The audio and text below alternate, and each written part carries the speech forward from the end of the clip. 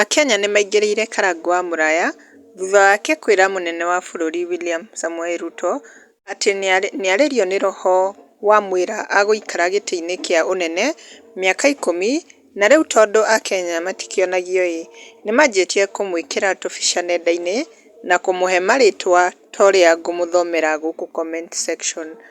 Ta Kĩmondo wa magazeti nĩacangĩire na akamwĩta prophet of doom, nake Mwaki proper nĩaugĩte affordable stomach choir master, nake Anita wa Arsenal nĩamwĩrĩte nimeona ati King Rahab caught the prophets and I wonder.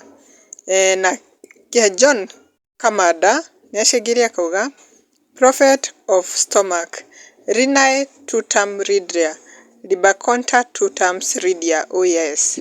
Ũcio nĩ ta gũcaika aragĩcaika ta ũrĩa Karangũ arakĩonirio nĩ roho.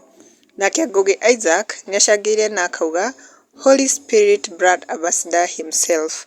Nake Carol Caroline nĩaugĩte Mwecheche brand ambassador of the Holy Spirit.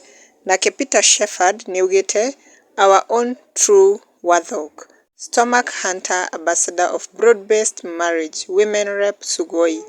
Nake Wanjora Brian nĩaugĩte you are encouraging yourself spokesperson wa Holy Spirit the brand ambassador of the unholy spirit.